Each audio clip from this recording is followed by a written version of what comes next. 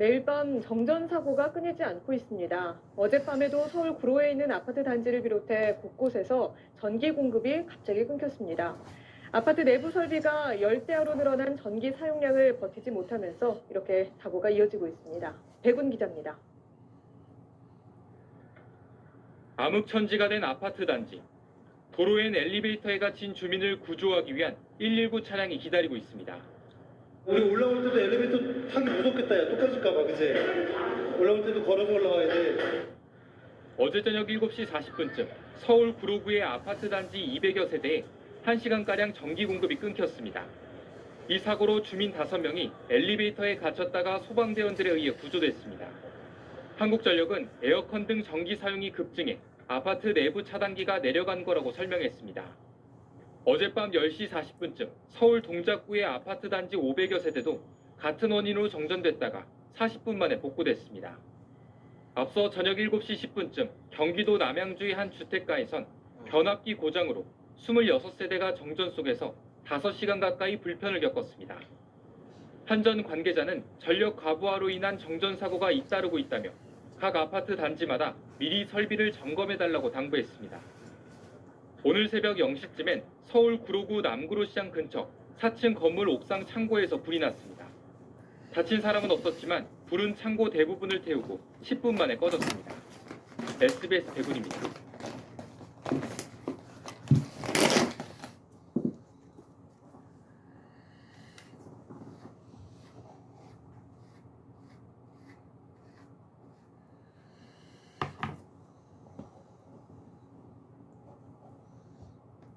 열대야가 기승을 부리면서 전력 사용량이 늘어나 밤사이 전기 설비 고장으로 인한 정전이 잇따랐습니다. 냉방 장치를 사용할 수 없게 된 주민들이 큰 불편을 겪었습니다. 보도에 정혜인 기자입니다. 인천시 부평구의 한 아파트. 늦은 밤이지만 불이 들어온 집이 한 곳도 없습니다. 이 아파트 12개 동 중 5동, 350세대에서 어제 저녁 8시 반부터 정전이 발생했습니다. 지금 열대야가 엄청 심한데 문은 열었는데 되게 이제 더운 공기만 들어오고 그래가지고 되게 힘들었죠. 밤 10시 반쯤 순차적으로 전력 공급이 재개됐지만 일부 세대에는 오늘 새벽까지 전기가 공급되지 않아 주민들이 큰 불편을 겪었습니다. 승강기가 멈춰섰고 조명도 들어오지 않습니다. 냉동실의 음식들이 조금씩 녹고 있습니다. 어젯밤 10시쯤 경기도 하남시 풍산동의 다세대 주택 40여 세대도 2시간 넘게 정전됐습니다. 지금 기온이 지금도 33도, 34도인데 애기가 지금 막 땀도 막 옷도 다 젖고 이래가지고 한국전력은 에어컨 사용으로 인한 전력 과부하로 변압기가 고장났다고 밝혔습니다. 열대야로 전력 사용량이 늘어나면서 밤사이 전국 각지에서 정전이 잇따랐습니다. 경기도 안양과 의왕, 충남 당진의 아파트에서도 정전이 발생했고 광주 남구에서는 정전으로 주민 2명이 승강기에 고립됐다 구조되기도 했습니다. MBC 뉴스 정인입니다. 주말 동안 부산에서는 한 고층 건물의 엘리베이터가 고장나 2시간 동안이나 승객들이 갇히는 일이 있었습니다. 건물 15층 높이에서 아찔한 구출 작전이 펼쳐졌습니다. 한지영 기자입니다. 부산 해운대구에 있는 23층짜리 건물입니다. 예식장이 있는 23층에서 1층으로 내려오던 건물 승강기가 15층에서 갑자기 멈춰섰습니다. 승강기에 탔던 하객 17명이 2시간 넘게 꼼짝없이 갇혀 있다가 가까스로 구조됐습니다.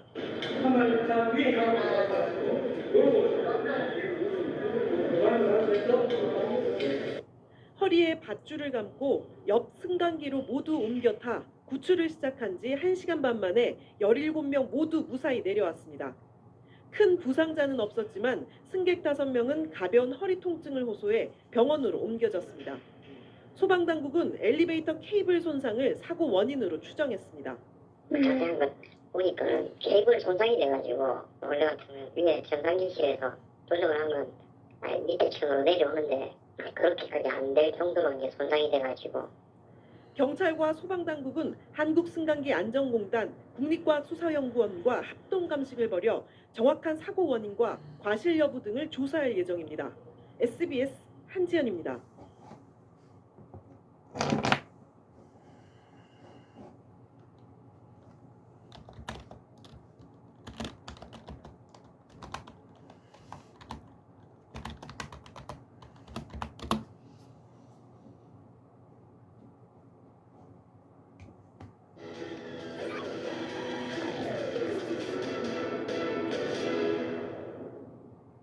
네, 흔히 주차 타워라고 불리는 기계식 주차장은 전국에 27,000곳 넘게 설치됐습니다.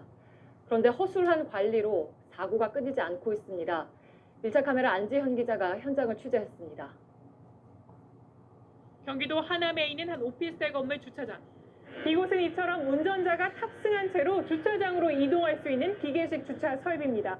그런데 지난달 29일 바로 이곳에서 차량이 앞으로 돌진해 그대로 추락하는 사고가 발생했습니다.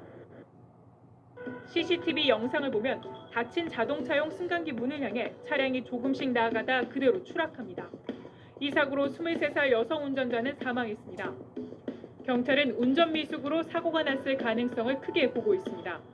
그때 사고로부터 10일 전에 결혼했어요. 결혼하고 20일 만에 사고 났어요. 사고 시각은 새벽 1시. 관리인이 자리를 비운 사이 차량이 그대로 추락한 겁니다.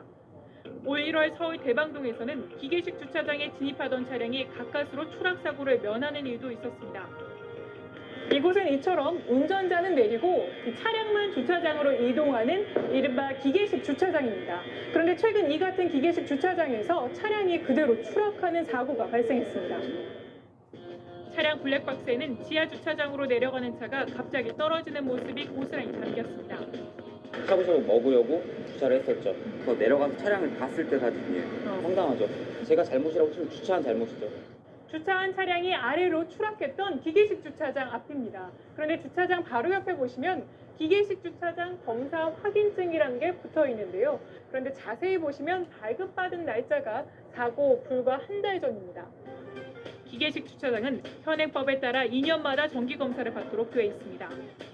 하지만 정기검사로는 사고를 막을 수 없다는 게 업체 측 입장입니다. 고동작이랑 고장이 추락으로 연결된 거거든요. 검사를 아무리 한다고 해가지고 고장을까지 다 잡아낼 수는 없어요. 해당 기계식 주차장은 14년 전인 지난 2002년에 만들어졌습니다. 정부 교체 시기는 끝났어요. 그래서 안 이뤄지니까 그런 어려움은 있죠. 그만큼 유지 보수가 필요하지만 이에 대한 의무 규정은 없습니다. 기계식 주차장은 차량만 이동하는 기계 장치로 되어 있기 때문에 2년에 한 번 정기 검사를 시행하고 있습니다. 유지 보수에 대한 강제 규정은 없습니다. 관리인이 없는 경우도 많습니다. 보시다시피 주차 공간이 턱없이 부족해 이 사고 현장뿐만 아니라 이 일대는 대부분 기계식 주차장을 사용하고 있었는데요. 실제로 어떻게 운영되는지 저희가 한번 확인해 보겠습니다. 한 상가 건물. 기계식 주차장 진입까지 아무도 안내하지 않습니다. 사실상 버튼 조작도 가능합니다. 또 다른 곳도 상황은 마찬가지. 자기들 알아서 해가지고 주차 관리한 자리 별도가 없어요. 또 설계도 다 써져 있어요. 설계를 서류가 끝나게 그렇지. 고통은 없어요. 설명서 보고 알아서 하는 거니까. 올해부터 20대 이상 규모의 기계식 주차장의 경우 관리인을 의무적으로 둬야 하지만 기준에 해당되는 곳은 전체의 절반에도 못 미칩니다. 계속되는 기계식 주차 설비의 사고를 막기 위해서는 무엇보다 노후화된 건물에 대해 보다 강화된 안전 규정이 필요하다는 지적이 나오고 있습니다. 밀착 카메라 안지현입니다.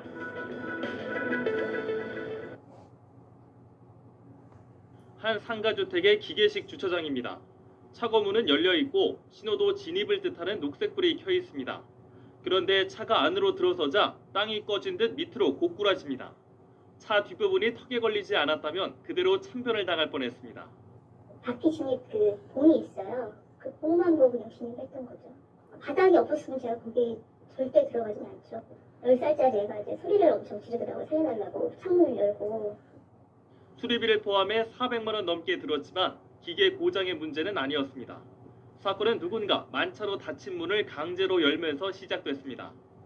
다층 순환식이라 불리는 모델의 일부 기기는 주차 공간이 모두 꽉 차면 운반기가 땅 밑에 고정되고 문이 닫히는데 이걸 수동으로 열면 지하로 바로 추락하는 구조로 바뀝니다. 이를 알 리 없는 운전자가 녹색불만 보고 들어갔다가 봉변을 당한 겁니다. 사고가 난 곳은 보이는 것처럼 이렇게 조작부가 모두 공개되어 있습니다. 오늘 처음 방문한 저도 이렇게 이 문을 자유롭게 열고 닫을 수 있는 겁니다. 안내하는 문구도 제지하는 관리인도 모두 없었습니다. 더 황당한 건 누구 하나 책임지는 사람이 없다는 겁니다. 책임 주무부처인 국토교통부는 경찰서에 문의해보라고만 떠넘기고 경찰은 민사로 소송하라며 손을 놓고 있습니다. 우리가 차로 인해 가지고 사고 났다 그런 것까지 하는 거지 거기서 포괄적으로 법적인 것까지는 저희가 그것까지는 합니다. 관계 당국이 책임을 미루고 관리자들이 안이한 대응을 하는 사이 오늘도 아찔한 발밑불안은 계속되고 있습니다. YTN 최민기입니다.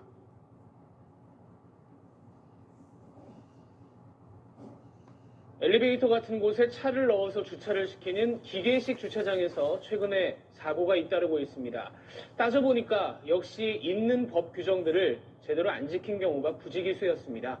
곽상은 기자입니다. 승용차가 기계식 주차장 문을 부수고 2m 아래로 추락하는가 하면 주차장 바닥 열린 공간으로 처박히기도 합니다.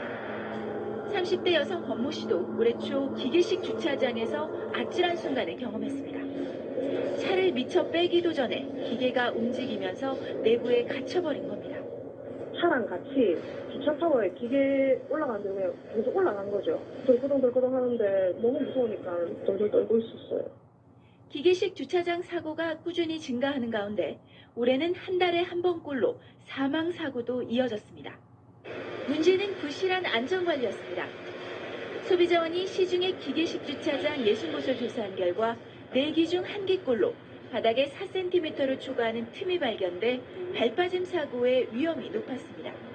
입고 대기 시엔 차량 운반기가 1층에 위치해야 하지만 30기 중 1기는 지하층에 머물러 추락사고의 위험성도 있었습니다. 관리요원이 아예 없거나 있어도 안전교육을 받지 않은 경우가 부지기수였고 차량 출입문의 강도에 대한 안전기준도 없었습니다. 건물주의 안전인식 결여가 좀 가장 큰 것 같습니다. 안전과 관련된 이런 부분 자체도 비용이 투자돼야 되는 부분이거든요. 기계식 주차장은 전국에 4만 7천여 기. 소비자원은 당국에 필요한 안전기준 마련과 관리감독 강화를 요청할 계획입니다. SBS 곽상은입니다. 주변에서 흔히 보는 기계식 주차장입니다. 수년째 사고가 끊이질 않고 있는데요. 왜 그런지 현장 조사를 해봤더니 관리도 부실하고 안전장비도 허술하기 짝이 없었습니다. 엄진아 기자가 취재했습니다. 한 남성이 운전석에 오릅니다. 갑자기 차량이 움직이더니 주차타워 출입문을 뚫고 10m 아래로 추락합니다.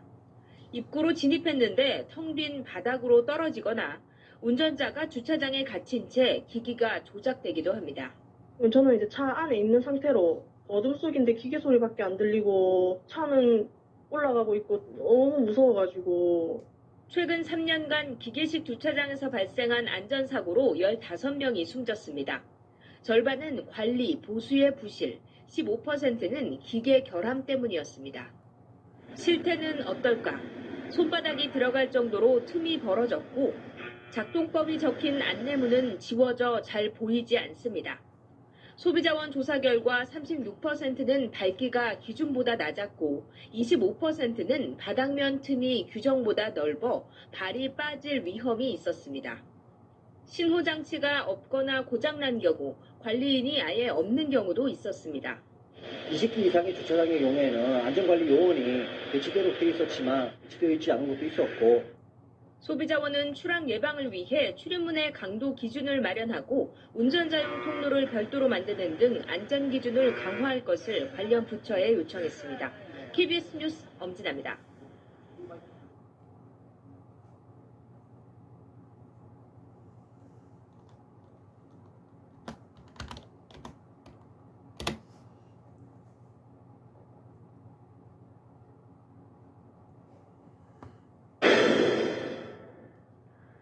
기계식 주차장은 여기처럼 주차장으로 쓸 공간이 좁은 건물에 주로 설치되어 있죠. 기계를 작동해서 차를 이렇게 넣거나 빼게 되는데 좁은 공간에 상대적으로 많은 차를 댈 수가 있기 때문입니다. 하지만 아무래도 기계를 작동하는 방식이기 때문에 기계를 잘못 다루거나 기계가 고장나면 큰 사고로 이어질 수밖에 없습니다. 그런데도 관리 규정은 허술하기 짝이 없습니다. 소환욱 기자가 긴급 점검했습니다. 1층 주차장의 철판이 열린 공간에 승용차가 처박혔습니다. 차를 대기 위해 기계식 주차장으로 진입했는데 당연히 닫혀 있어야 할 상판이 열려 있었던 겁니다. 세상 끝이구나 생각이 고장이 난 상태면은 빨간불 들어와 있잖아요. 지금도 파란불 들어와 있다. 다행히 에어백이 터져 차에 타고 있었던 사람들이 크게 다치진 않았습니다. 주차 시설을 관리하는 사람이 없었기 때문에 바닥이 뻥 뚫려 있다는 사실을 운전자에게 말해주는 사람은 아무도 없었습니다. 지난 5일 부산에서는 할머니가 주차 공간에서 손자를 미처 데리고 나오지 않은 채 기계를 조작하다 손자가 숨진 사고도 있었습니다. 서울 영등포의 원룸촌입니다. 많은 건물에 기계식 주차장이 설치되어 있는데 관리인은 찾아볼 수 없습니다. 입구면 입구 누르고 자기 차량 전방 누르고. 그냥 개인이 이렇게 그냥 그렇죠. 개인이. 따로 그러면은 내려서 눌러주시는 분들. 네. 지금 초록색까지 관리 받는 사람은요. 기계가 오작동할 경우 큰 피해가 발생할 수 있지만 주차 관리인을 둬야 한다는 법규는 없습니다.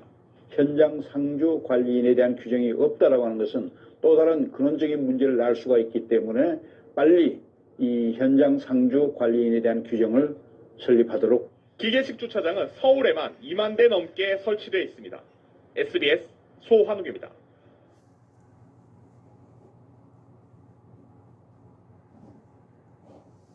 엘리베이터 같은 곳에 차를 넣어서 주차를 시키는 기계식 주차장에서 최근에 사고가 잇따르고 있습니다. 따져보니까 역시 있는 법 규정들을 제대로 안 지킨 경우가 부지기수였습니다. 곽상은 기자입니다. 승용차가 기계식 주차장 문을 부수고 2m 아래로 추락하는가 하면 주차장 바닥 열린 공간으로 처박히기도 합니다. 30대 여성 권모 씨도 올해 초 기계식 주차장에서 아찔한 순간을 경험했습니다. 차를 미처 빼기도 전에 기계가 움직이면서 내부에 갇혀버린 겁니다. 차랑 같이 주차타워에 기계 올라가는데 그냥 계속 올라간 거죠. 덜끄덩덜끄덩 하는데 너무 무서우니까 덜덜 떨고 있었어요.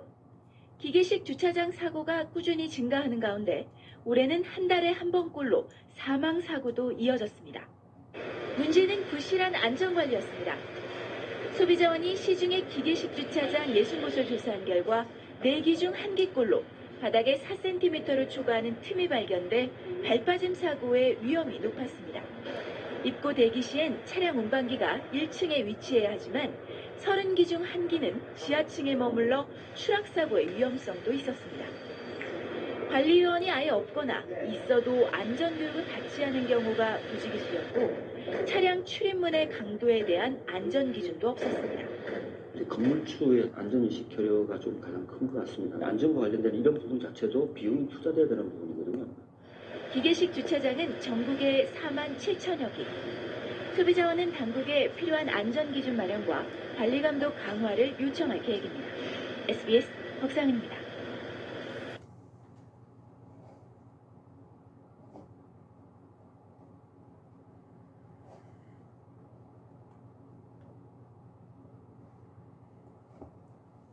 다음 소식입니다. 제주의 한 호텔에 있는 기계식 주차장에서 승용차가 7m 아래로 떨어졌습니다. 운전자가 미처 빠져나오지 못한 채 차와 함께 떨어지면서 결국 숨졌습니다. 박창범 기자입니다. 승용차가 호텔 기계식 주차장 앞으로 들어섭니다. 운전자가 잠시 차 밖으로 나온 순간 승용차가 주차장 출입구 쪽으로 서서히 전진합니다. 놀란 운전자가 급히 올라탔지만 차는 멈추지 않고 주차장 엘리베이터 문을 부수고 7m 아래로 떨어졌습니다. 병원으로 옮겨진 운전자는 끝내 숨졌습니다. 어제 저녁 제주 서귀포시의 한 호텔에서 발생한 사고인데 사고 당시 차를 실어 나르는 주차용 리프트가 지상에 없어 추락을 막지 못했습니다. 오늘 낮 전남 여수의 주택가 도로변에서 갓 태어난 아기가 발견됐습니다. 검은 쓰레기 봉투에 담긴 아기는 다행히 생명의 지장이 없는 것으로 알려졌습니다. 경찰에 붙잡힌 20살 친모는 집에서 혼자 아기를 낳은 사실을 숨기려고 출산 1시간 반 만에 아기를 버렸다고 진술했습니다. 갯바위에서 다급하게 심폐소생술이 이어집니다. 정오 무렵 경남 남해에서 동생과 함께 놀다 바다에 빠진 17살 A군이 낚시객들에게 구조됐습니다. 침착하고 발빠른 응급조치로 A군은 20분 만에 의식을 되찾았습니다. 동생이 살려주세요 하는 소리를 듣고 주위에 있는 사람들이 뛰들어가가지고 오후 2시쯤 경기 고양 일산 동구의 가구 관련 공장에서 큰 불이 났습니다. 한때 관할 소방서 인력이 모두 출동하는 대응 1단계가 발령된 가운데 지금은 불길을 잡은 상태입니다. SBS 박찬범입니다. 네, 안녕하십니까, 김현우입니다. 더 많은 뉴스와 라이브 이벤트를 보고 싶으시면 화면 오른쪽을 눌러서 구독해 보시길 바라겠습니다. 또 저희 SBS 앱을 다운로드 하시면 속보 알림도 받아보실 수 있습니다. 항상 저희 SBS 뉴스를 시청해 주셔서 대단히 고맙습니다.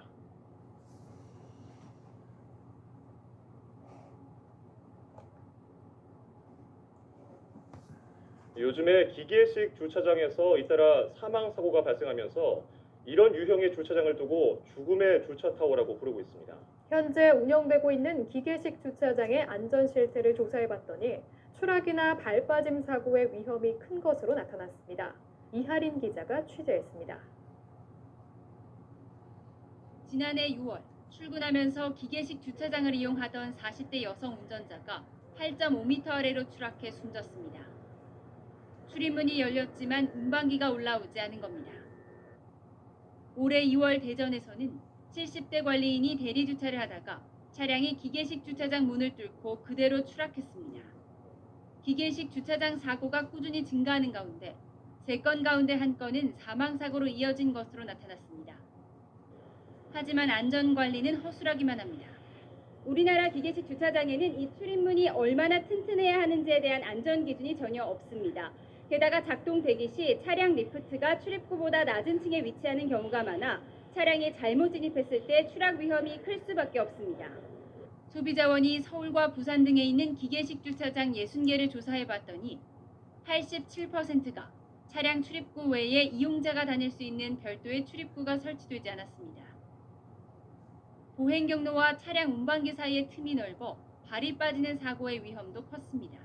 같은 출입문을 사람과 차량이 같이 이용할 경우에는 주차장 바닥과 또 운반기 바닥에 발생한 틈으로 인해서 사람 발빠짐 사고가 발생할 확률이 높습니다.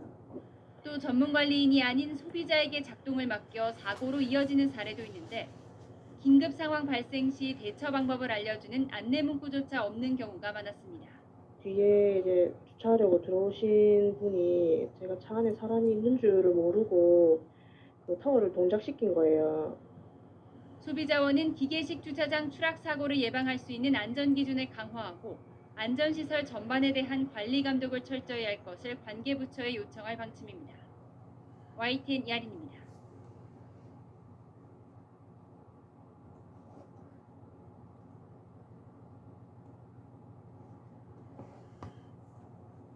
휴일에도 직장에 나와 일하던 20대 청년이 퇴근길 차량용 승강기 사고로 안타깝게 목숨을 잃었습니다. 기계 장치를 이용하는 주차장에서 반복되는 사고에도 불구하고 안전 규정에는 여전히 허점이 많아 개선이 시급합니다. 현장 24 김태민 기자의 보도입니다. 어두컴컴한 지하에 승용차가 거꾸로 뒤집혀 있습니다. 27살 김모 씨의 차가 승강기 6m 아래로 추락한 겁니다. 이 사고로 김 씨는 숨을 거뒀습니다. 현장 도착했을 때는 내 차가 뒤집어 있는 상태였고 거기 문을 통과해서 이제 들어간 거죠. 현장에는 별다른 안전장치가 없었는데 비슷한 사고는 매년 꾸준히 일어나고 있습니다. 재작년에는 30대 운전자가 차량용 승강기 문을 들이받은 뒤 추락해 숨졌고 지난해 4월에도 20대 주부가 목숨을 잃었습니다. 한순간의 실수가 인명피해로 이어지는 주차장 사고에 시민들은 불안합니다. 무섭기는 하죠. 한 2번 정도 갇힌 적이 있었거든요.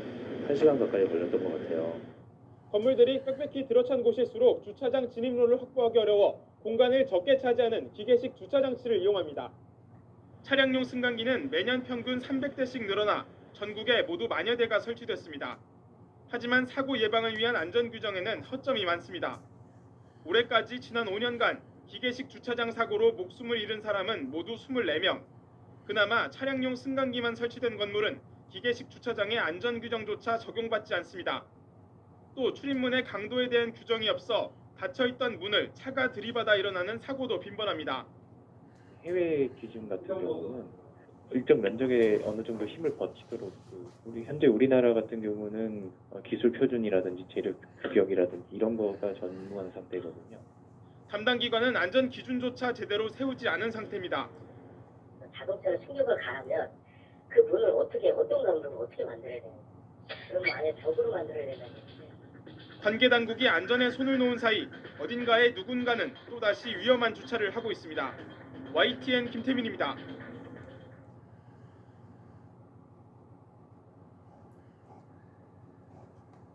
이 사람이 승강기 문에 끼었는데 승강기가 그대로 위로 올라간다. 생각만 해도 끔찍하죠. 간단한 장비 하나만 달면 충분히 막을 수 있는 사고였습니다. 결국 돈 때문이었습니다. 손영환 기자가 단독 보도합니다. 지난달 25일 경기도 의정부의 한 아파트 승강기에서 생긴 일입니다.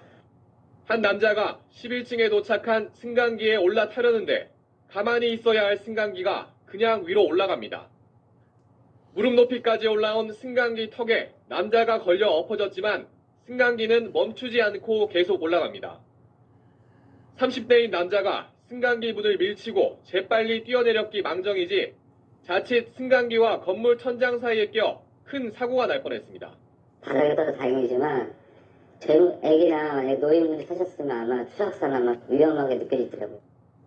승강기는 문이 열린 채 계속 위로 올라갔습니다. 이렇게 문이 안 닫혔는데도 승강기가 출발하는 이른바 개문 출발 사고는 장비 하나만 달면 막을 수 있습니다.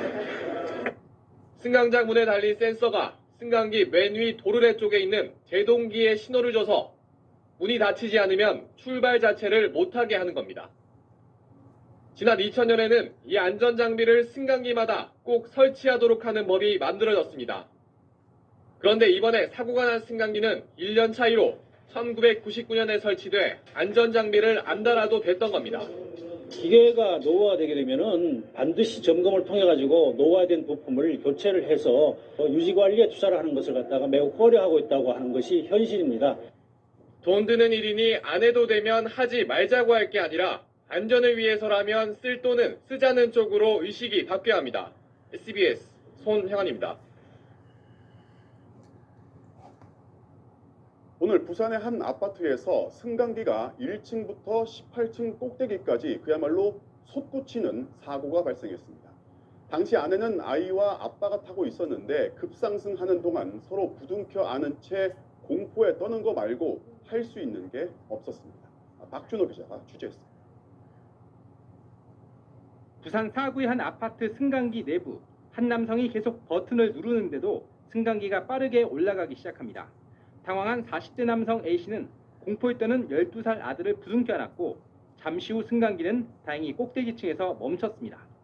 어제 오후 4시 20분쯤 이들은 1층으로 가려고 14층에서 승강기를 탔는데 1층에 도착할 무렵 승강기가 갑자기 빠르게 솟구쳐 오른 겁니다. 꼭대기층인 18층에 도착한 승강기가 더 이상 움직이지 않자 A씨는 119에 전화를 걸어 구조를 요청했습니다. 119 구조대원들은 고장난 승강기 바로 옆에 또 다른 승강기를 이용해 천장으로 올라간 뒤 A씨 부자 등을 구조했습니다. 두 명이 부자 관계로 아버지는 상승의 충격 구조물락하로 얼굴에 가벼운 찰가상만 입었고 다행히 큰 부상은 없었습니다. 사고가 난 건 깨진 승강기 도르래 때문으로 추정됩니다. 아파트 관리사무소 측은 그동안 민간업체의 승강기 안전 검사에선 문제가 없었다고 밝혔습니다. 크랙이시다고 이런 게 전혀 발견되지 않았거든요. 어떤 충격에서 그렇게 됐는지. 한국승강기안전공단은 내일 정밀 진단을 벌여 정확한 사고 원인과 경위를 조사할 계획입니다. MBC 뉴스 박준호입니다. 며칠째 여러 번 수리를 한 엘리베이터를 탔던 주민이 아파트 통로로 추락해서 숨졌습니다.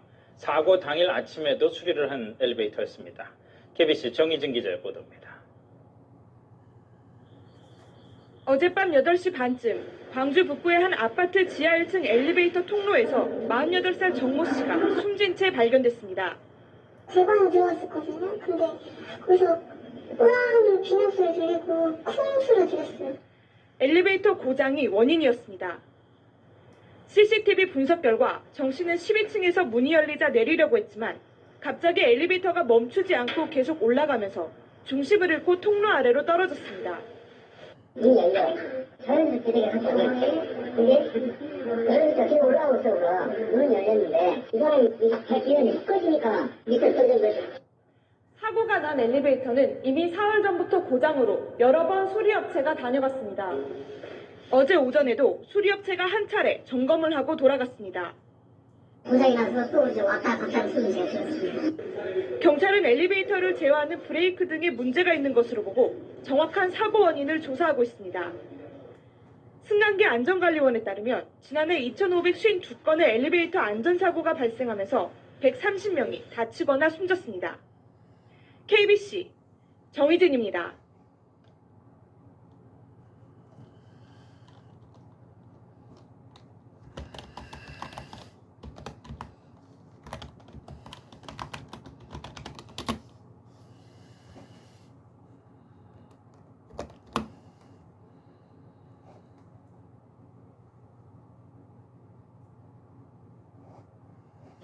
경의선 철길 건널목을 건너던 마을버스가 시동이 꺼지면서 열차와 부딪혀 5명이 다쳤습니다. 버스가 멈추고 65초 만에 열차와 충돌했는데 현장의 빠른 대처로 대형 참사를 막을 수 있었습니다. 황진우 기자입니다. 마을버스 창문으로 승객들이 뛰어내립니다. 전철의 경적 소리가 들리고 8초 후 열차가 마을버스를 치고 멈춥니다. 창밖으로 나온 승객들은 소리를 지르며 달아납니다. 어젯밤 10시 48분쯤 경기도 고양시 백마역 인근 철도 건널목에서 일어난 사고입니다.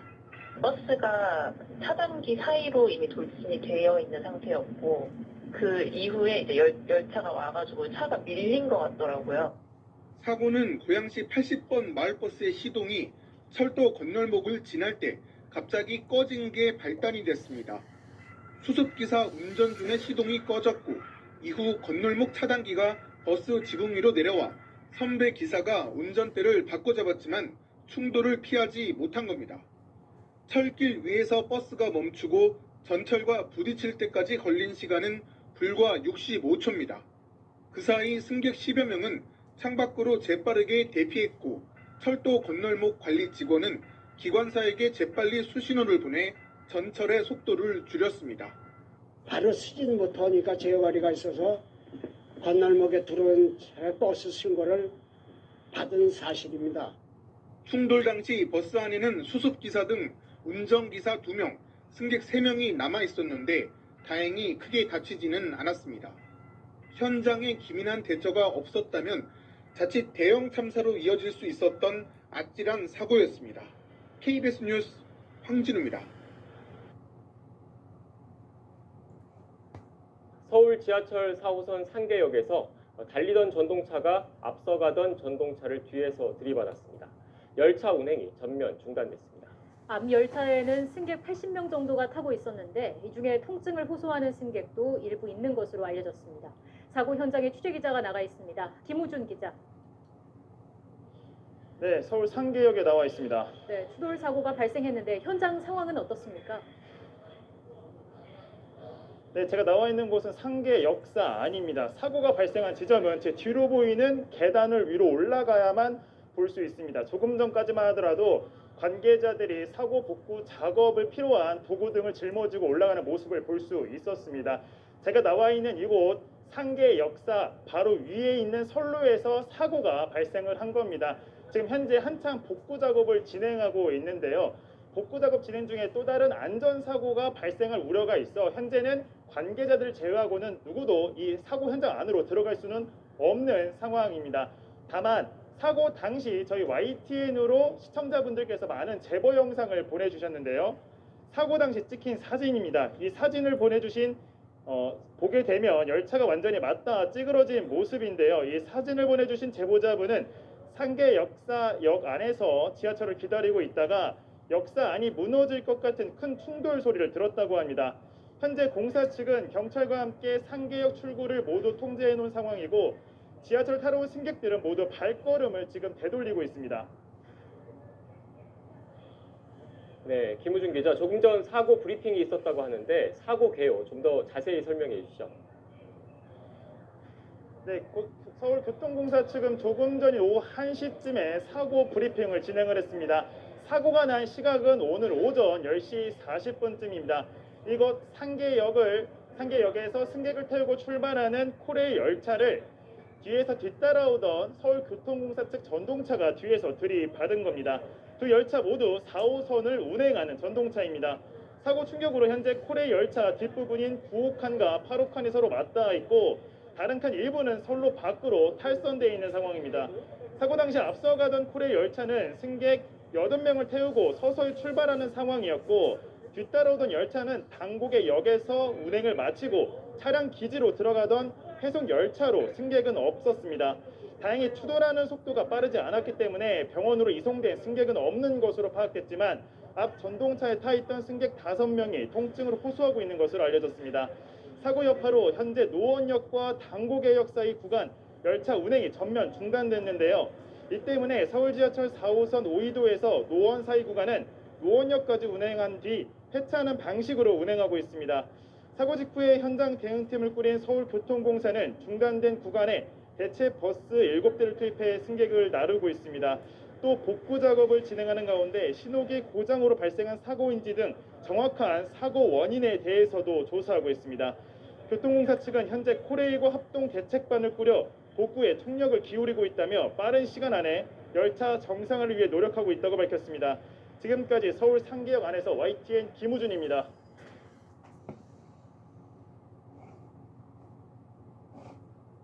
네, 오늘 오전 서울 지하철 4호선 상계역에서 발생한 열차 간 추돌 사고가 조금 전 복구됐습니다. 이 사고로 크게 다친 사람은 없었지만 노원역에서 당곡역까지 지하철 운행이 5시간 넘게 중단됐습니다. 유수한 기자입니다. 선로 위에 열차가 멈춰선 채 길게 늘어서 있고 관계자들이 돌아다니며 사고 현장을 살피고 있습니다. 오늘 오전 10시 40분쯤 서울 지하철 4호선 상계역에서 열차 2대가 추돌했습니다. 뒤에서 들이받은 열차는 운행을 마치고 차량 기지로 돌아가던 빈 회속 열차였습니다. 들이받친 앞 열차는 승강장에서 노원역 방향으로 향하던 중이었습니다. 앞 열차에는 승객 80여 명이 타고 있었는데 5명이 가벼운 부상을 당했지만 병원으로 옮겨진 사람은 없었습니다. 사고 발생 후 5시간이 넘도록 노원역에서 상계역을 거쳐 당곡의역까지 이어지는 구간의 양방향 열차 운행이 전면 중단됐습니다. 나머지 구간은 오이도역에서 노원역까지 운행한 뒤 폐차하는 방식으로 운행됐습니다. 운행이 중단됐던 노원에서 당곡의 구간은 대체 수송을 위해 버스 7대가 급히 투입되기도 했습니다. 사고 구간의 복구 작업은 조금 전 끝난 걸로 전해졌습니다. 경찰은 종점인 당곡의역까지 운행을 마치고 복귀하던 후행 열차가 신호기 고장으로 앞차를 들이받은 걸로 보고 정확한 사고 원인을 조사하고 있습니다. SBS 유수환입니다. 네, 안녕하십니까, 김현우입니다. 더 많은 뉴스와 라이브 이벤트를 보고 싶으시면 여러분 보시기에 화면 오른쪽을 눌러서 구독해 보시길 바라겠습니다. 또 저희 SBS 앱을 다운로드 하시면 속보 알림도 받아보실 수 있습니다. 항상 저희 SBS 뉴스를 시청해 주셔서 대단히 고맙습니다. 오늘 서울 지하철 4호선 상계역에서 열차 추돌 사고가 발생했습니다. 다행히 인명피해는 없었고 열차 운행도 재개된 상태지만 시민들이 큰 불편을 겪었습니다. 곽준영 기자입니다. 열차의 일부만 상계역을 빠져나온 채 선로 위에 멈춰 있습니다.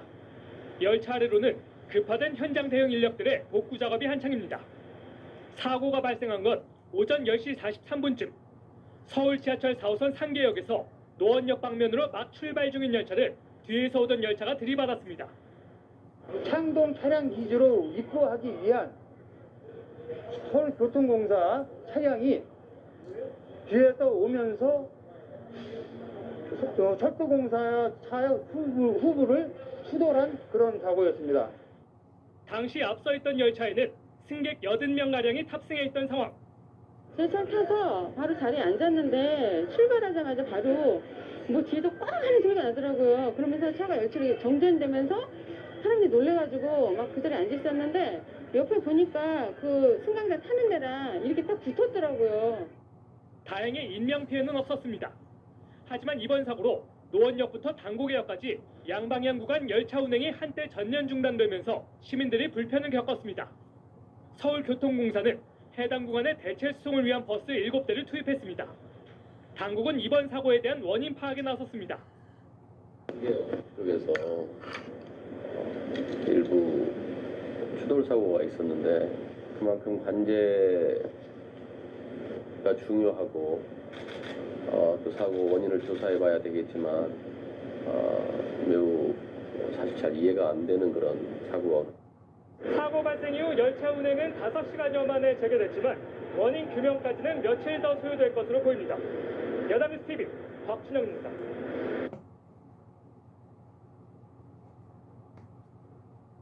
오늘 오전 서울 지하철 4호선 상계역에서 열차 2대가 추돌했습니다. 승객 5명이 다쳤고 근처 세계역 지하철 운행이 5시간 넘게 중단됐습니다. 전현남 기자의 보도입니다. 열차가 역사를 빠져나오지 못한 채 멈춰섰습니다. 작업자들이 열차를 끌어당길 두꺼운 로프를 서둘러 옮깁니다.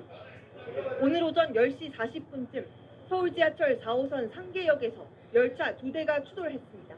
현재 당국의 노원역 간 구간은 대체 버스 운행 중이고요. 이역의 불편을 빌려 대단히 죄송합니다. 상계역에서 승객을 태워 서울역 방면으로 출발하던 열차를 차량 기지로 돌아가던 빈 열차가 뒤에서 들이받은 겁니다.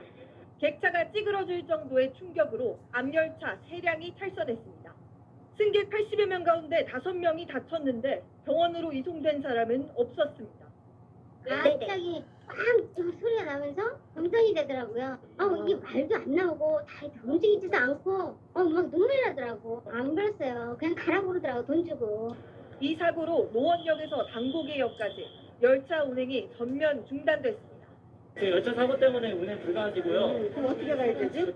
사고가 발생한 이곳 상계역은 이렇게 출입구부터 대체 버스를 운행한다는 안내문과 함께 출입 통제선이 쳐져 있고 현재는 완전히 폐쇄된 상태입니다. 운행이 중단된 구간은 대체 버스 8대가 투입됐지만 승객들은 무더위에 불편을 감수해야 했습니다. 근데 이제 여기서 어떻게 가는 줄을 모르겠어요. 그래서 택시를 타야 되나 뭐 하나 지금 찾고 있어요. 사고 구간은 오후 4시쯤 운행이 재개됐습니다.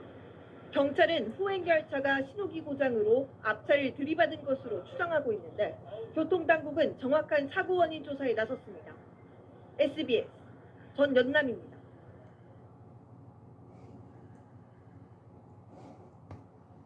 오늘 서울 지하철 4호선 상계역에서는 열차가 앞서가는 열차를 받아버렸습니다.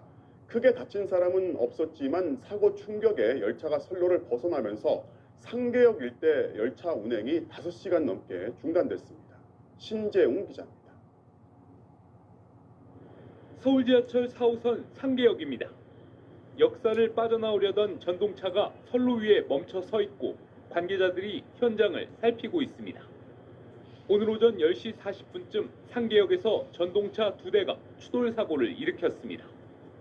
승강장을 출발해 노원역 방향으로 60m 정도 움직인 코레일 소속 열차를 차량기지로 향하던 서울교통공사 소속 전동차가 들이받은 겁니다. 이 사고로 앞서가던 열차의 후면과 뒷열차 전면이 부딪혀 파손됐고 앞열차 바퀴 일부가 선로에서 벗어났습니다. 열차에 타고 있던 승객 80여 명 가운데 5명이 가벼운 부상을 입었지만 병원으로 옮겨진 사람은 없었습니다. 차랑 차 3대 와서 사람을 태운 건지 모르겠는데 2대가 와서 가고. 사고 여파로 4호선 노원역에서 당고개역 사이 양방향 운행이 5시간 반 동안 중단되면서 승객들이 셔틀버스를 타고 이동하는 등 불편을 겪었습니다. 어디 가시려고 해요? 전철 타러. 전철이 여기서는 안 되니까 노원까지 가셔야 돼요. 서울교통공사는 사고 원인에 대해서 말을 아끼면서도 뒤따라오던 자사 차량에 기본 과실이 있다는 점을 인정했습니다. 뒤에서 오는 차량이 여전 추돌한 거죠. 과실은 맞는 거죠. 예, 그거 뭐 지금 현황으로 봐서는 앞에 차량이 뭐 급정거하지 않는 한. 교통공사는 항공철도조사위원회의 조사 결과가 나오는 대로 정확한 사고 원인을 발표할 예정입니다. MBC 뉴스 신재웅입니다.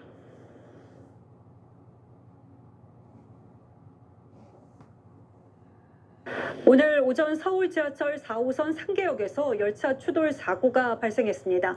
다행히 큰 부상자는 없었지만 5시간 넘게 일부 구간에서 지하철 운행이 중단돼 더위 속 시민 불편이 이어졌습니다. 성민효 기자입니다. 멈춰선 전동차 바퀴 아래로 복구 작업이 한창입니다. 셔터가 내려진 역사 입구엔 지하철을 타려던 시민들이 발길을 돌립니다. 지금 열차 타고 나가지고 수습 중이거든요. 오늘 오전 10시 40분쯤 서울 지하철 4호선 상계역에서 전동차 추돌 사고가 났습니다.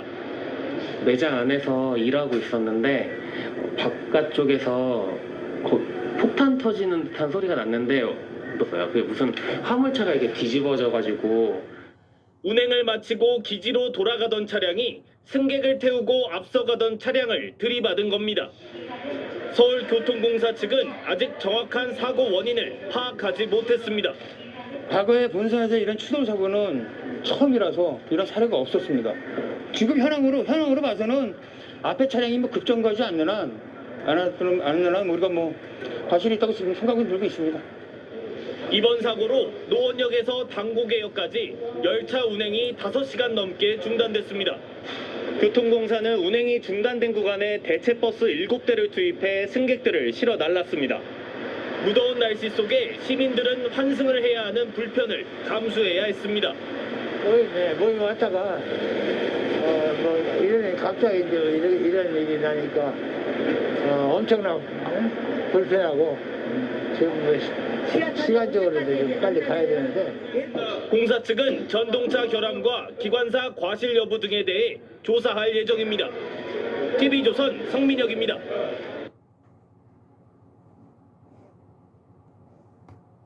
오늘 오전에 서울 지하철 4호선 상계역에서 전동차끼리 추돌하는 사고가 나서 열차 운행이 6시간 동안 중단됐습니다. 사고 열차에 승객 80여 명이 타고 있었는데 다행히 크게 다친 사람은 없었습니다. 김우준 기자입니다.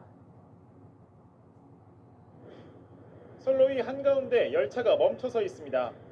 열차 칸 일부는 삐뚤빼뚤한 모습으로 선로를 벗어나 있고 교통공사 관계자들이 바삐 돌아다니며 복구 작업을 벌입니다. 4호선 상계역 열차 추돌로 인해 당고개역에서 노원역 간 열차 운행이 중단되고 있습니다. 서울 지하철 4호선 상계역에서 열차 추돌 사고가 발생한 건 오전 10시 45분쯤. 상계역에서 승객을 태운 열차가 출발하려는 찰나 운행을 마치고 회송하던 전동차가 뒤에서 들이받은 겁니다. 소리가 엄청나더라고요. 꽉꽉 내려가지고 역사가 무너진 줄 알았는데 사고 당시 앞 열차에는 승객 80여 명이 타고 있었는데 추돌 당시 속도가 빠르지 않아 큰 인명피해는 없었지만 승객 5명 정도가 통증을 호소한 것으로 전해졌습니다. 서울교통공사 열차가 철도공사 열차를 뒤에서 추돌한 상황인데 이 충격으로 인해서 철도공사 차량의 맨 뒤에 9호차, 8호차가 협착이 된 상태고요. 사고 여파로 노원역과 당고개역 사이 구간 열차 운행이 전면 중단됐고 나머지 구간은 운행이 지연됐습니다. 지하철을 타기 위해 상계역을 찾은 승객들은 상계역사 안으로 진입하지 못하고 뒤로 보시는 것처럼 대체버스를 이용할 수밖에 없었습니다. 서울교통공사와 코레일은 긴급 복구반 직원 120여 명을 투입해 복구 작업을 벌였고 오후 4시 반쯤부터 열차 운행을 재개했습니다. 공사 측은 역사 내 CCTV와 전동차 운행 승무 직원의 진술 등을 토대로 추돌 사고 원인을 조사하고 있습니다. YTN 김우준입니다. 오늘 오전 서울 지하철 4호선 상계역에서 열차끼리 추돌했습니다. 정차에 있는 열차를 다른 열차가 못 본 거죠. 5시간 넘게 진행된 복구 작업으로 시민들은 큰 불편을 겪어야 했습니다. 강재복 기자가 보도합니다. 분리된 차량 사이로 관계자들이 분주하게 움직이며 사고 현장을 살핍니다. 오늘 오전 10시 40분쯤 서울 4호선 상계역 승강장에서 열차 추돌 사고가 발생했습니다. 차고로 들어가던 회송열차가 승강장에 있던 전동차 후미를 들이받은 겁니다. 노원 방향으로 60m 정도 이동 시에 창동 차량 기지로 입구하기 위한 서울교통공사 차량이 뒤에서 오면서 추돌한 그런 사고였습니다. 당시 승강장에 있던 전동차에는 승객 약 80명이 타고 있었지만 다행히 병원으로 이송된 승객은 없는 것으로 알려졌습니다. 열차 운행이 불가능해지면서 이곳 승강장으로 진입이 전면 통제된 가운데 복구 작업이 진행됐습니다. 이 사고로 노원역부터 당고개역까지의 상행선 구간 열차 운행이 약 5시간 반 동안 중단됐습니다. 급하게 대체 버스를 운영하기도 했지만 시민들은 불편을 호소했습니다. 차를 어디 가서 타야 되는 건지 지금 걱정해요. 지하철은 못 타고 버스를 타야죠. 막 나오니까 이렇게 우왕좌왕 하시네. 서울교통공사 측은 여러 가능성을 열어두고 정확한 추돌 원인을 조사 중입니다. MBN 뉴스 강재묵입니다.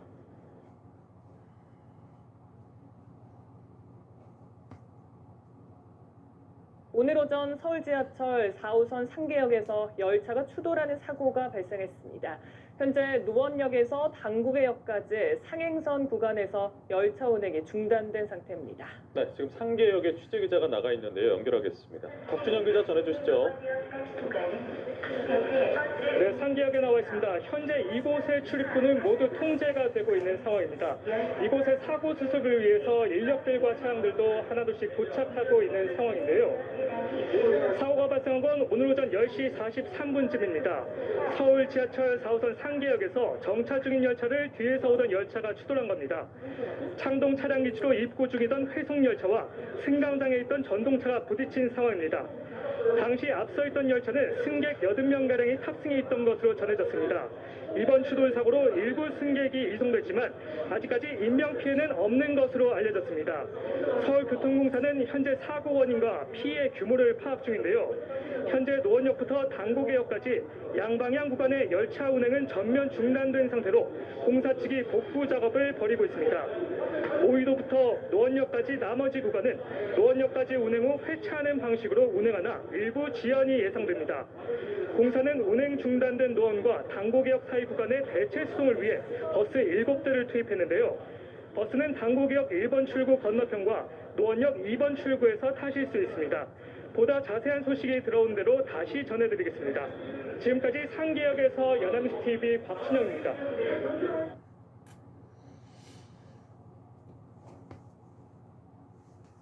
오후의 뉴스입니다. 오늘 오전 10시 45분쯤 서울 지하철 4호선 상계역에서 열차 추돌 사고가 발생했습니다. 당고개역에서 노원역 간 열차 운행이 일시 중단되기도 했습니다. 이 사고로 일부 승객은 허리와 다리 등 경상을 입었지만 병원으로 옮겨진 사람은 없었습니다. 여성 외주 스텝 2명을 자택에서 성폭행, 성추행한 혐의를 받는 배우 강지환이 항소심에서 1심과 같은 2년 6개월에 집행유예 3년을 선고받았습니다. 강 씨 측은 앞서 이른바 필름이 끊기는 블랙아웃 상태여서 자신의 행동을 기억하지 못한다며 선처를 호소한 바 있습니다. 성 착취물을 제작해 유포한 이른바 박사방 운영자 조주빈에 대한 첫 공판이 열렸습니다. 재판부는 오늘 피해자를 증인으로 불러 비공개로 신문했습니다. 조주빈 측은 공판 준비 과정에서 피해자를 폭행하거나 협박하지는 않았다며 일부 혐의를 부인했습니다. 집에 불이 나자 생후 12개월 된 아이를 구하지 못하고 대피한 20대 여성이 법원에서 무죄를 선고받았습니다. 재판부는 손쉽게 피해자를 구조할 수 있었던 상황으로 단정짓기 어렵다며 도덕적 비난 여지가 있을지는 모르지만 법적 책임을 묻기는 어렵다고 밝혔습니다.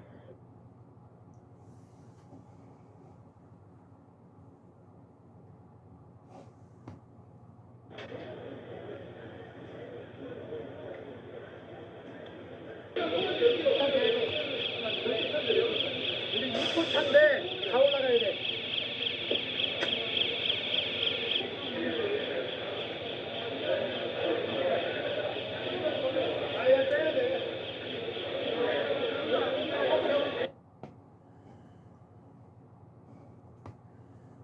경기도 고양시의 경의선 철길 건널목 위에서 시동이 꺼져 멈춰선 마을버스가 경의선 전철에 치였습니다.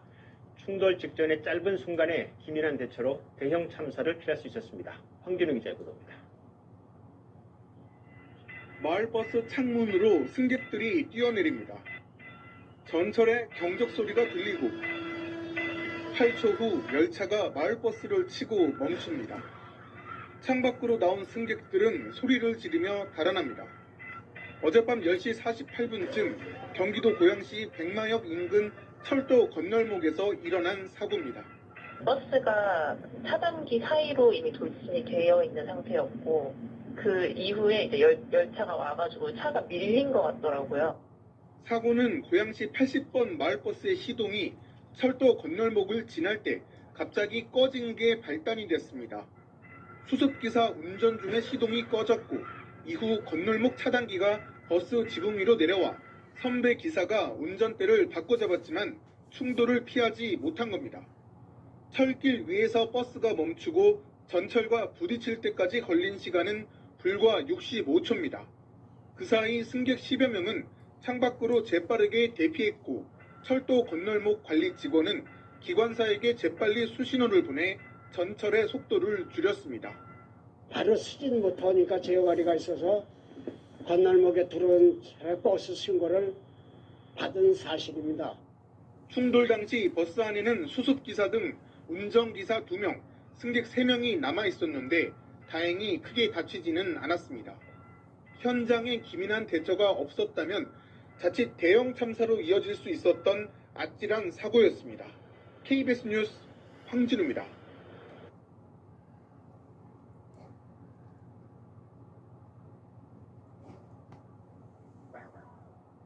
철로 건널목에 시내버스가 갑자기 멈춰서 열차와 부딪히는 사고가 났습니다.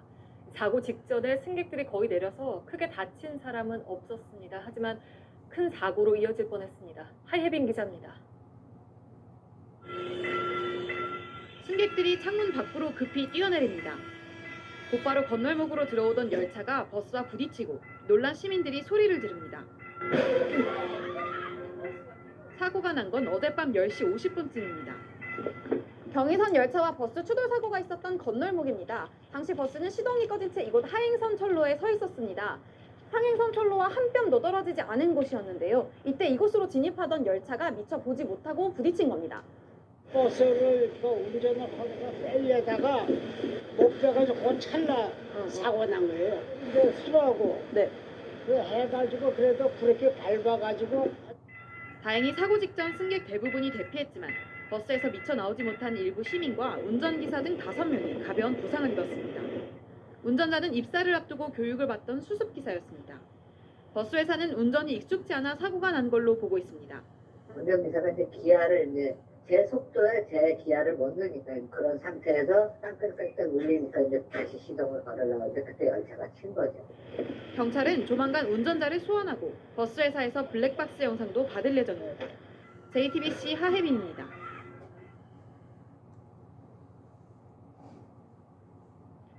요란하게 열차 진입 경고음이 울리는 상황에서 마을버스 한 대가 철도 건널목 차단 시설에 낀 채 오도 가도 못합니다.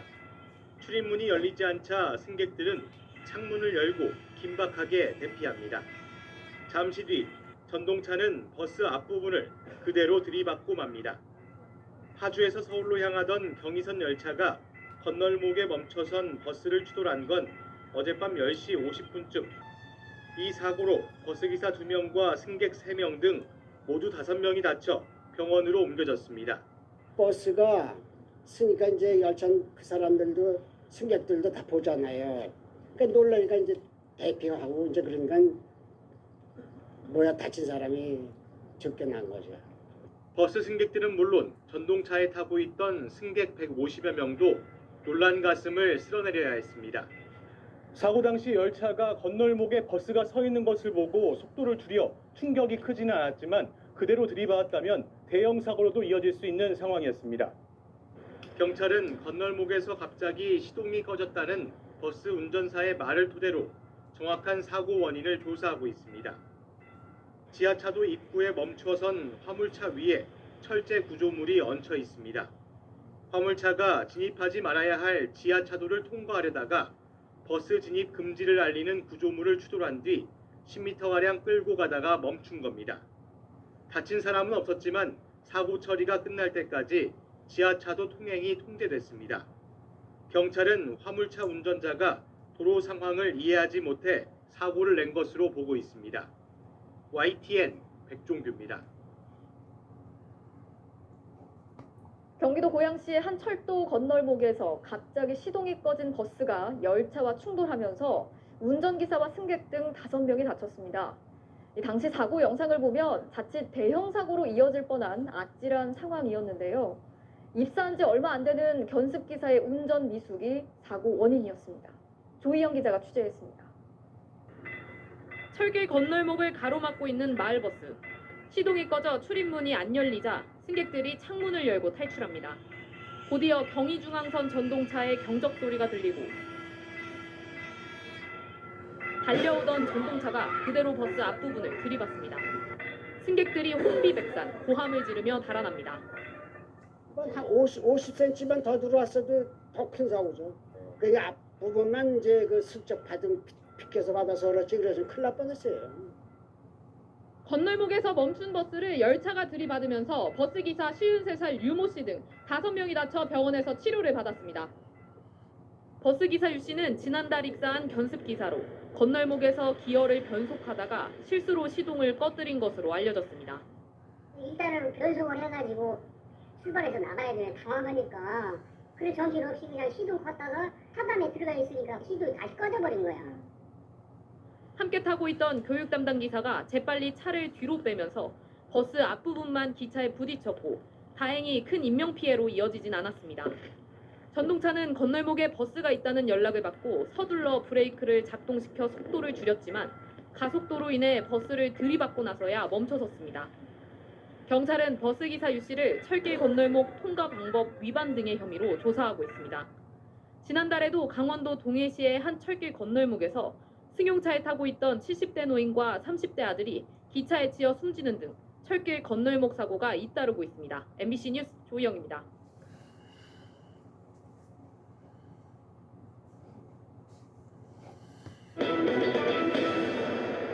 정말 사고는 한순간이다, 이런 생각이 들게 하는 그런 일이 벌어졌습니다. 김기혁 아나운서. 예, 차량을 운전하시는 분들 이 철도 건널목을 건너다가 차가 갑자기 멈추면 어떡하지 하는 끔찍한 상상 해보셨을 겁니다. 이런 상황이 실제로 일어났습니다. 그 아찔한 현장을 영상으로 함께 만나보시겠습니다.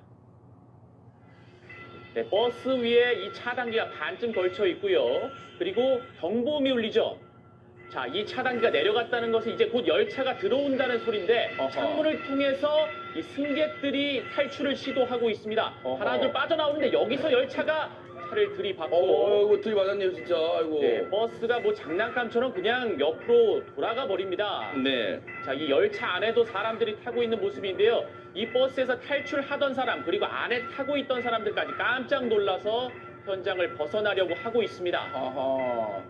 지금 저 철도 건널목 여러분들 뭐 누구나 한번 매일매일 한두 번쯤은 건너시고 이용하실 거예요. 지금 멈춤 표시가 되어 있는데 보세요. 차단기. 밤에는 더 잘 보이게 하려고 저렇게 밝은색 불이 달려 있잖아요. 지금 반쯤 버스에 걸쳐 있는 상태. 지금 소리 들리세요? 땡땡땡땡 계속 지금 열차가 진입하고 있다는 것을 알고 있는데 저렇게 필사에 탈출하려는 순간 버스를 들이받았습니다. 김기혁 아나운서, 다친 사람 없습니까 혹시? 다친 사람이 이제 안에 탈출을 시도하고 있던 사람, 그러니까 아직 빠져나오지 못한 사람이 있었고요. 세상에. 그리고 버스 기사도 안에 있었습니다. 어허. 그래서 이분들이 좀 부상을 좀 당한 상태입니다. 버스 기사와 승객 등 합쳐서 지금 5명이 지금 다쳐서 병원으로 옮겨진 상황인데 이게 어젯밤 상황이에요. 오늘 7일이잖아요. 어젯밤 상황입니다. 고양시 백마교 근처 철길 건널목인데 오윤성 교수님, 진짜 무슨 영화에서 탈출 장면 그런 것 같아요, 진짜. 네, 그렇습니다. 이 철도 건널목 사고 중에서 우리가 가장 우려하는 게 철도에 약간 진입한 상태에서 차 시동이 꺼져버리는 거예요. 네. 저게 이제 그래도 다행스러운 것이 지금 이제 그 앞에 있는 진입을 못하도록 하는 그 차단기랄까요? 차단기 네. 그것을 갖다가 이렇게 더 들어갔었으면 저는 아주 심각한 상태가 됐을 텐데 저게 한 50cm 정도 들어갔다라고 합니다. 네. 그런데 이제 지금 이제 저거 운전을 하는 분이 뭐 운전이 미숙한지는 모르겠습니다만 네. 일단 저 상황이 되면은 아주 능숙한 그 운전자라도 굉장히 당황을 하는 그런 상황이죠. 근데 이제 문제는 저기에 탄 그 승객들이 빨리 내려야 되는데 네. 문을 열어달라 그러는데 문을 그 사람이 아마 당황해서 못 열은 것 같아요. 그러니까 이제 그 승객들이 창문을 열고 거기서 뛰어나왔단 말이죠. 아하. 다행히도 지금 뭐 그 사망자라든가 이런 사람들은 없고 이제 경상자들이 있는 상황인데 네. 그야말로 그 천만다행이다라고 하는 얘기를 여기서 쓰는 것 같습니다. 네. 당시 현장에 있던 철길 건널목에 보면 관리 반장 분이 계신가 봐요. 그분 얘기가 버스가요. 앞서 영상 보면 버스 지금 앞부분이 지금 철길에 지금 걸쳐 있었잖아요. 그런데 50cm 정말 간발의 차입니다. 버스가 50cm만 더 들어왔어도 정말 더 큰 사고로 이어질 뻔했답니다. 앞부분만 비껴 들이받아서 그렇지 정말 큰일 날 뻔했다고 생생하게 이 목격담을 얘기해주고 계신데 어쨌든 강선우 평론가님 위험한 순간이었지만 비상 상황에서 탈출할 때도 침착한 대응이 좀 있었던 건가요? 어떻습니까? 네, 승객들이 신속하게 대피를 잘 했던 것 같습니다. 네. 이제 창문을 통해서 대피한 걸로 알려졌는데요.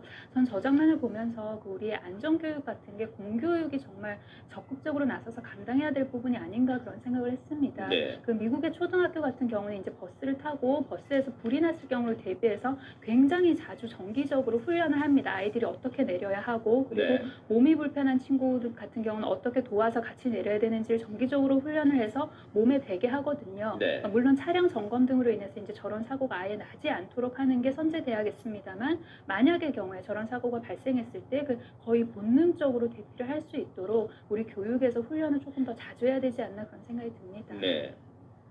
일단 어제 밤 상황에는 코레일도 이 상황을 파악하느라 분주하느라 뭐 경황이 없었겠죠. 그런데 지금 어젯밤 이 사고가 난 이후에 지금 많은 시간이 흘렀습니다. 최남비 변호사님 혹시 사고 경위는 좀 밝혀졌을까요? 어떻습니까? 일단 이 경찰이 조사한 결과 운전을 하고 있었던 이 버스 기사 같은 경우에는 운전을 시작한 지 한 2주가 지나지 않아서 아직 경험이 많지 않은 버스 기사였습니다. 근데 처음에 이 건널목을 진입할 때는 뭐 차단기가 내려와 있다거나 이런 상황은 아니었어요. 그래서 네. 진입을 할 때는 괜찮은 상황이었는데 진입을 하고 나서 시동이 꺼진 겁니다. 시동이 꺼지고 나서 다시 시동을 켜려고 하는데 뭐 그것이 운전이 아직 미숙해서인지 아니면 다른 버스에 결함이 있었는지 여부는 아직 정확히 밝혀지진 않았습니다만 시동이 켜지지가 않았고요. 그 상태에서 차단기가 내려오면 사고가 났다라고 봐서 현재는 이 시동에 문제가 있었다 이렇게 보고 있습니다. 네.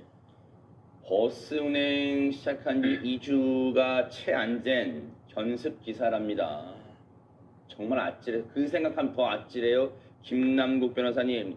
이건 그냥 에이 흙에 안 다친 사람은 못 생겨. 괜찮아 그냥 넘어가. 이렇게 할 일 아니잖아요. 네, 그렇게 보기에는 좀 어렵다라고 생각이 들고요. 사고 경위를 철저하게 따져가지고 다시는 이런 어떤 사고가 발생하지 않도록 막는 게 중요하다고 보이는데요. 네. 지금 현재 경찰에서는 이 사고가 어떻게 났는지 목격자라든지 승객 이런 부분들을 통해서 진상 규명을 확실하게 하겠다라는 입장이고요. 네. 지금 뭐 아직 정확하게 경찰이 결론을 내리지는 않았지만 저희가 보도된 내용을 미루어 좀 추정을 해봤을 때에는 사실은 이제 버스 운전기사의 어떤 과실이라든가 버스 운송 회사에 좀 책임을 물을 수밖에 없다라는 생각입니다.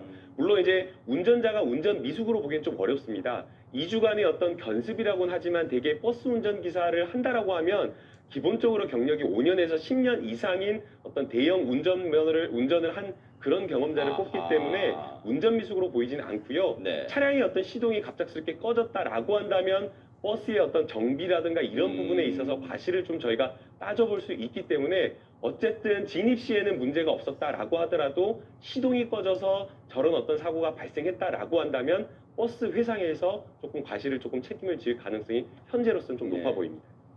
반드시 원인을 밝혀야 되고요. 그리고 정말로 이 버스에 타고 계신 분들한테 감사드려야 할 부분도 있어요. 앞서 보세요. 이 유리창을 통해서 필사에 탈출하는 그 긴박한 순간에서도요. 먼저 내리신 분들이 나만 탈출했으니까 나 몰라라 현장 떠난 게 아니에요. 다음 사람 내리기 다 보세요. 저렇게 손을 잡아주고 있습니다. 얼마나 우리 시민분들이 이 성숙한 의식을 갖고 계세요. 정말로 대형 사고가 날 뻔한 순간에서 우리 시민분들의 침착함도 빛났던 그런 사고였던 것 같습니다.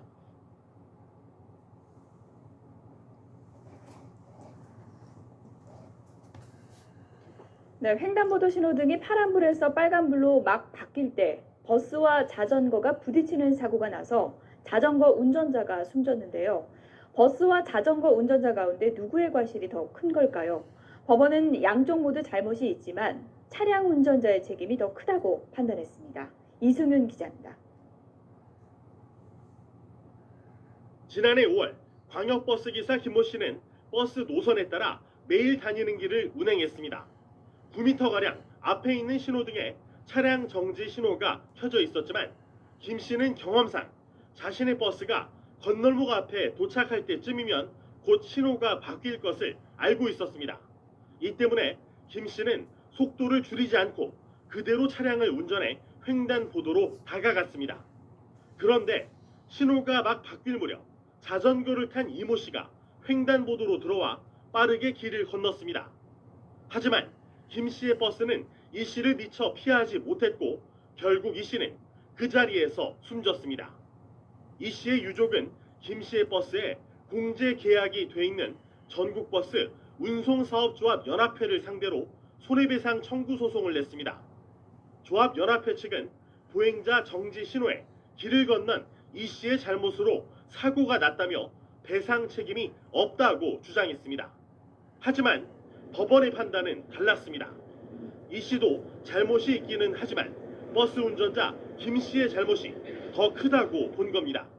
법원은 사고 당시 버스가 건널목에 가까이 갈 때까지 차량 정지 신호가 켜져 있었고 다른 차들도 정지선 앞에 멈춰서 보행자 등이 길을 모두 건너기를 기다리고 있었다고 지적했습니다. 이어 김 씨의 버스가 횡단보도에 진입하기 직전에 진행 신호로 바뀌었더라도 김 씨는 속도를 줄여 횡단보도를 건너는 사람이 있는지 살폈어야 했다며 김 씨에게 사고를 낸 책임이 있다고 판단했습니다.